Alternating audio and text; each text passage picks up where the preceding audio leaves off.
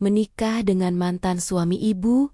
Kadang, cinta datang bukan untuk menyembuhkan luka, tapi justru membuka luka lama yang tak pernah benar-benar sembuh. Hai penonton setia, siapkah kamu mendengar kisah cinta yang berubah jadi balas dendam paling kejam? Musik lembut mengalun, bunga-bunga putih menghiasi pelaminan. Sinta berdiri di tengah sorotan mata tamu undangan, anggun dalam gaun pengantin sederhana, namun elegan. Matanya berkilau, bukan hanya karena riasan, tapi karena air mata bahagia yang tertahan. Di sampingnya, Arman, pria berusia 38 tahun, dengan senyum tenang dan tatapan lembut, menggenggam tangannya erat. Mulai hari ini, aku janji bakal jaga kamu sampai akhir hayatku. Ucapnya lirih, namun pasti. Suara itu membuat dada Sinta bergetar. Ia menatap wajah Arman, pria yang selama 2 tahun terakhir berhasil mengubah hidupnya yang sepi jadi penuh warna. Dulu, Sinta hanya gadis biasa yang hidup berdua dengan ibunya, Rina, di rumah kecil di pinggiran kota. Hidup mereka keras, dingin, tanpa banyak kasih sayang. Ibunya jarang bicara manis, seolah menyimpan masa lalu yang tak ingin diingat. Dan kini, berdiri di samping Arman, Sinta merasa dunia akhirnya berpihak padanya. Ia mencintai pria itu dengan tulus, tanpa tahu bahwa cinta itu akan menjadi awal dari sesuatu yang kelam. Namun di antara tepuk tangan para tamu, hanya satu orang yang tidak tersenyum. Rina, wajahnya kaku. Matanya menatap ke arah pelaminan, seperti sedang melihat hantu dari masa lalu. Sinta menunduk penuh haru. Tapi Rina justru menatap Arman lama. Terlalu lama. Tatapan yang membuat pria itu menunduk sejenak. Rahangnya mengeras. Beberapa detik itu terasa aneh, dingin, dan menggantung di udara. Tak ada yang sadar, di balik janji suci dan senyum bahagia itu, ada sejarah yang belum terkubur. Sejarah yang suatu hari akan mencabik rumah tangga Sinta dari dalam. Beberapa minggu setelah pernikahan, rumah baru Sinta terasa seperti surga kecil. Arman selalu memperlakukannya lembut, membawakan sarapan ke tempat tidur, mengantarkan ke kantor, bahkan menyiapkan makan malam romantis di akhir pekan. Semua tampak sempurna, seolah Tuhan memberi balasan atas masa kecilnya yang pahit. Namun ada satu hal yang terus mengganggu pikirannya. Sikap ibunya. Rina menolak datang ke rumah mereka. Setiap kali Sinta mengundangnya makan malam, jawabannya selalu sama. Mama sibuk, lain kali aja. Sinta mencoba memahami. Mungkin ibunya hanya canggung menerima kenyataan bahwa putrinya kini sudah menikah. Tapi setiap kali Sinta menyebut nama Arman, raut wajah sang ibu berubah, seolah ada sesuatu yang menekan di dadanya. Suatu sore, Sinta memaksa ibunya datang. "Ma, Arman pengen Mama lihat rumah baru, sekali aja."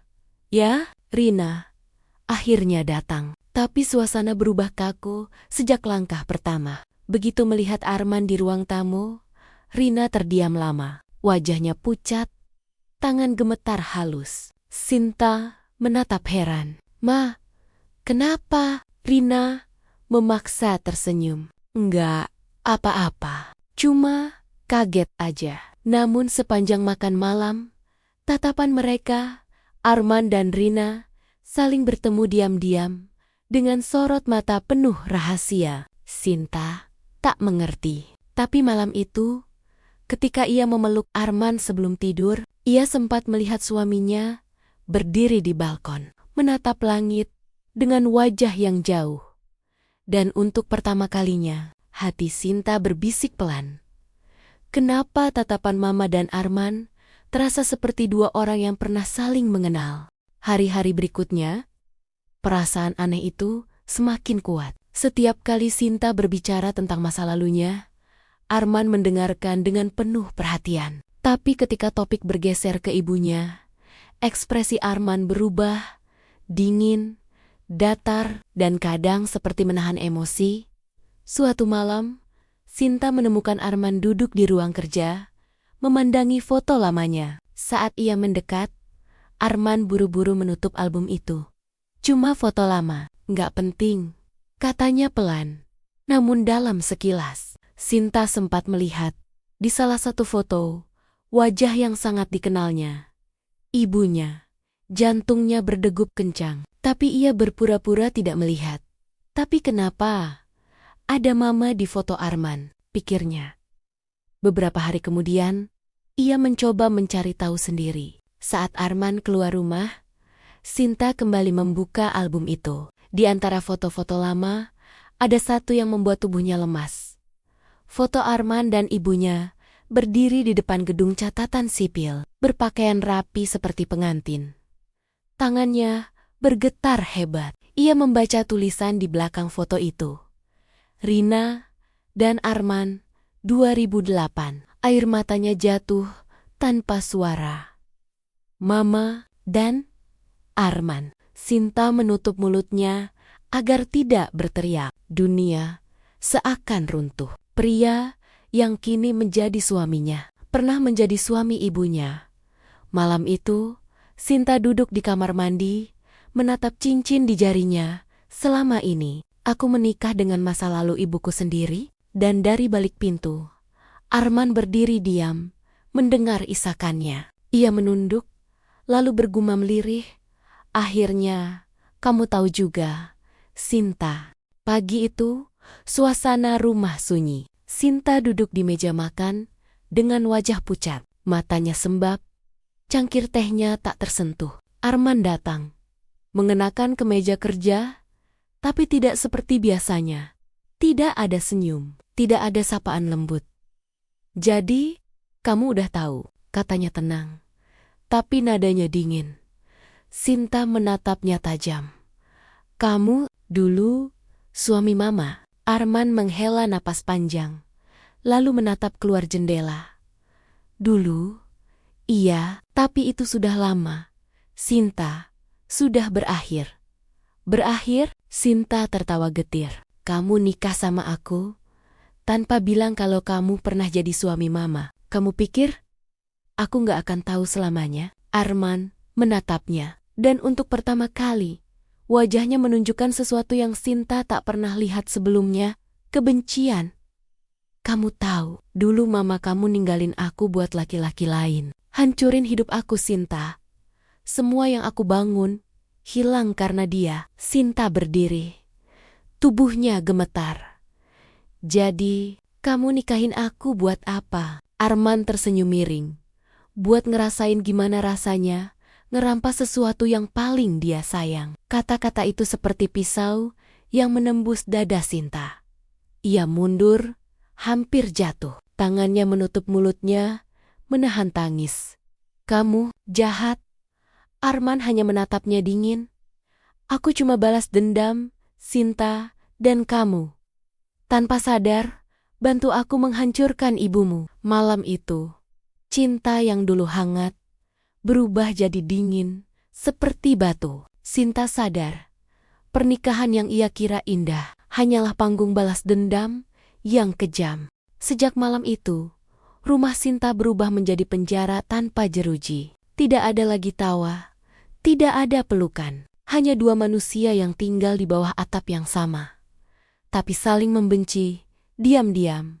Setiap kali menatap wajah Arman, Sinta merasa seperti melihat kebohongan yang bernafas. Dan setiap kali mendengar suara ibunya di telepon, dada Sinta sesak. Karena tahu, ibunya pun menyimpan rahasia besar. Suatu malam, Sinta tak tahan lagi. Ia mengunjungi rumah ibunya tanpa memberi kabar. Rina terkejut saat melihat putrinya berdiri di depan pintu dengan mata sembab. Mama, suara Sinta serak. Kenapa? Mama nggak bilang apa-apa soal Arman. Rina terdiam, tubuhnya kaku, wajahnya pucat. Mama cuman gak mau kamu tahu masa lalu kotor Mama.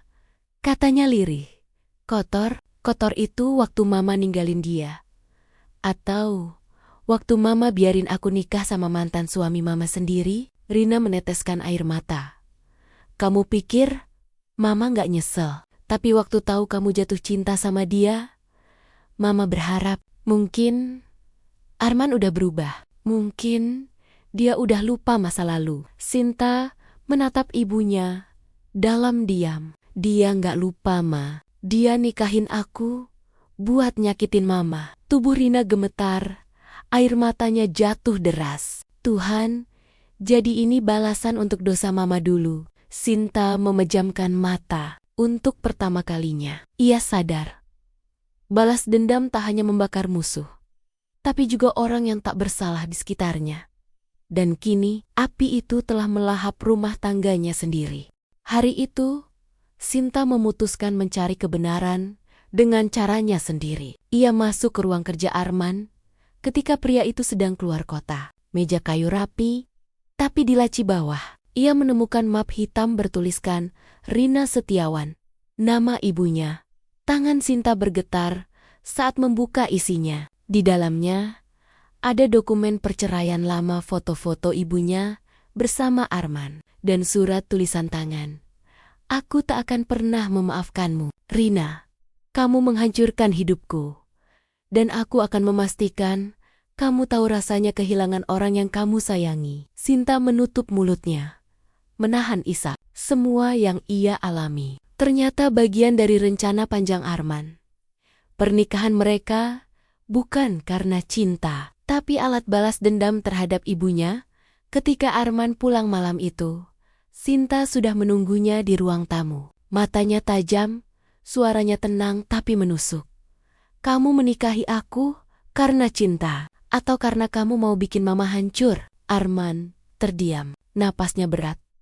Dua-duanya, katanya akhirnya. Awalnya karena dendam, tapi entah kenapa, aku benar-benar jatuh cinta sama kamu, Sinta. Sinta tertawa pahit. Kamu tahu yang paling kejam dari pengkhianatan? Waktu pelakunya bisa bilang, aku cinta kamu tanpa rasa bersalah.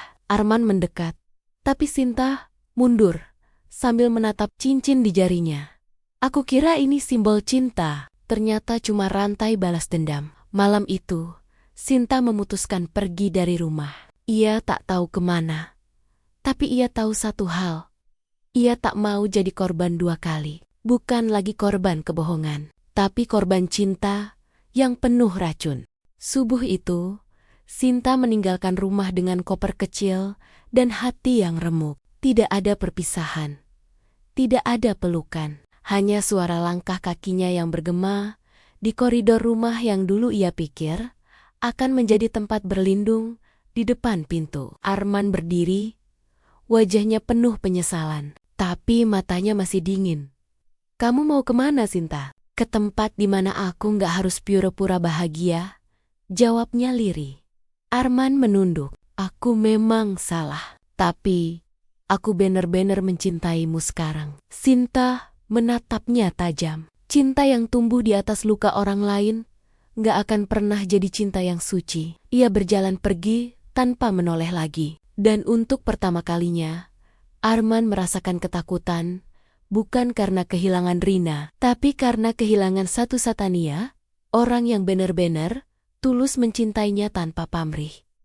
Beberapa minggu berlalu, Sinta tinggal di rumah sahabat lamanya dan mulai bekerja kembali. Ia mencoba hidup baru, tapi luka itu menempel seperti bayangan. Setiap kali melihat pasangan bergandengan tangan di jalan, hatinya bergetar. Bukan karena cemburu, tapi karena takut. Sementara itu, Rina jatuh sakit. Saat Sinta menjenguk, ibunya menggenggam tangan lemah putrinya. Maafkan Mama, Nak. Semua ini salah Mama. Sinta hanya menggeleng. Bukan salah siapa-siapa, Ma. Ini cuma takdir yang terlambat memberi pelajaran. Ia sadar, kadang kepergian bukan akhir, tapi satu-satunya cara untuk menghentikan rantai luka yang diwariskan dari generasi ke generasi. Beberapa bulan berlalu, sejak Sinta pergi, ia mulai menata hidup, bekerja di kafe kecil, menyewa kamar sederhana, dan belajar tersenyum tanpa beban. Namun suatu sore, Arman datang tanpa kabar, berdiri di depan pintu rumah sewanya dengan wajah lelah. Aku cuma mau lihat kamu, katanya pelan. Kamu udah lihat, sekarang pergi, jawab Sinta datar. Arman tidak bergerak. Ia mengeluarkan amplop lusuh dari saku jasnya, menyerahkannya pada Sinta. Aku nggak minta dimaafkan, tapi kamu harus tahu sesuatu. Dalam amplop itu, ada foto-foto lama, Arman, Rina, dan seorang bayi perempuan, Sinta. Arman menatapnya dengan mata berkaca. Kamu bukan cuma anak istri lamaku, Sinta. Kamu anak kandungku juga. Dunia Sinta runtuh dalam sekejap. Kamu? Ayahku? Suaranya bergetar. Tubuhnya hampir tak sanggup berdiri. Arman mengangguk dengan air mata menetes. Rina waktu itu kabur pas kamu lahir. Aku nggak tahu kamu hidup. Saat ketemu kamu lagi, aku nggak tahu harus ngaku gimana. Aku cuma mau dekat sama kamu. Sinta menatapnya penuh jijik dan ngeri. Dekat? Dengan cara menikahiku? Ia berteriak histeris, membanting amplop itu ke lantai. Dunia yang ia tahu hancur, bukan hanya cinta yang palsu, tapi seluruh hidupnya ternyata dibangun dari kebohongan yang menjijikkan. Arman terisak. Aku salah besar, Sinta. Tapi Tuhan tahu, aku cuma ingin menebus dosa. Sinta menatapnya dengan mata kosong. Kamu gak menebus dosa, Arman. Kamu cuma menambahkannya. Ia menutup pintu perlahan, meninggalkan pria itu terisak di luar. Sementara air matanya jatuh tanpa suara. Sejak malam itu, hidup Sinta seperti kabur. Ia berhenti bekerja, menutup diri dari dunia, dan setiap kali bercermin, ia merasa melihat wajah yang bukan miliknya sendiri. Wajah seorang anak hasil cinta yang salah, pernikahan yang busuk, dan dendam yang turun-temurun. Rina akhirnya tahu semuanya. Saat Sinta datang ke rumah sakit, ibunya sudah menunggu dengan wajah pucat dan mata sembab. Dia udah ngaku ke kamu ya? Suara Rina nyaris tak terdengar. Sinta hanya menatapnya tanpa kata. Mama, kenapa kamu sembunyiin semuanya? Air mata Rina mengalir. Karena Mama takut kamu benci Mama. Dulu Mama muda, keras kepala. Arman dulu cinta mati sama Mama. Tapi waktu kami pisah, Mama tahu aku hamil. Aku nggak mau dia tahu. Aku nggak mau anakku hidup di bawah bayang-bayang lelaki sekejam dia. Sinta terisak. Tapi nyatanya, aku tetap hidup di bawah bayangannya, Ma. Rina menggenggam tangan putrinya erat. Maafkan Mama, aku nggak bisa ubah masa lalu. Tapi kamu masih bisa nyelamatin masa depanmu. Jangan terusin luka ini, Nak. Sinta menunduk. Air matanya jatuh di tangan ibunya. Untuk pertama kalinya, ia sadar. Selama ini ia bukan cuma korban, tapi juga pewaris dari dosa yang tidak pernah ditebus. Sore itu, ia berjalan keluar dari rumah sakit dengan langkah pelan. Matahari hampir tenggelam, dan di langit yang oranye, ia berbisik, aku akan berhenti jadi korban. Aku akan hidup bukan untuk mereka, tapi untuk diriku sendiri. Dan untuk pertama kalinya, senyum tipis muncul di wajahnya. Meski di baliknya masih ada luka yang belum benar-benar sembuh. Beberapa bulan kemudian, Arman meninggal dunia dalam kecelakaan mobil. Kabar itu datang lewat telepon. Singkat, datar, tapi mengguncang seluruh jiwa Sinta. Ia tidak menangis, tidak juga lega. Yang ia rasakan hanyalah hampa. Di pemakaman, Sinta berdiri di kejauhan. Hanya segelintir orang hadir. Dan di antara mereka, Rina, ibunya, menunduk dengan air mata menetes pelan. Sinta menatap pusara itu lama, sebelum berbisik lirih, kamu akhirnya pergi juga, Man. Tapi luka yang kamu tinggalkan nggak akan mudah hilang. Setelah semua orang pulang, hanya Sinta dan Rina yang tersisa. Rina mendekat, menggenggam tangan putrinya dengan gemetar. Kamu marah sama Mama? Sinta menggeleng. Gak lagi, Ma. Aku udah capek marah. Aku cuma mau selesai. Rina menatapnya dengan pandangan penuh sesal. Kamu kuat sekali, Nak. Sinta menatap langit. Angin sore menyapu wajahnya pelan. Aku bukan kuat, Ma. Aku cuma nggak mau hidupku ditentukan oleh kesalahan orang lain lagi. Mereka berdiri diam di depan nisan itu. Dua perempuan yang sama-sama terluka, tapi akhirnya memilih berdamai dengan masa lalu. Sinta tahu, luka itu tak akan pernah benar-benar hilang, tapi setidaknya ia tak lagi membiarkannya menguasai hidupnya. Kehidupan kadang mempertemukan kita bukan untuk bahagia, tapi untuk memberi pelajaran bahwa cinta tanpa kejujuran hanya akan melahirkan luka. Dan kadang, memaafkan bukan berarti melupakan, tapi membebaskan diri dari rantai masa lalu. Jangan biarkan masa lalu menentukan masa depanmu. Kadang yang paling berani bukan yang bertahan, tapi yang berani pergi demi menyelamatkan diri sendiri. Kalau kamu suka cerita ini, jangan lupa like, share, dan subscribe untuk kisah-kisah dramatis penuh makna lainnya. Karena setiap luka punya cerita yang layak didengar.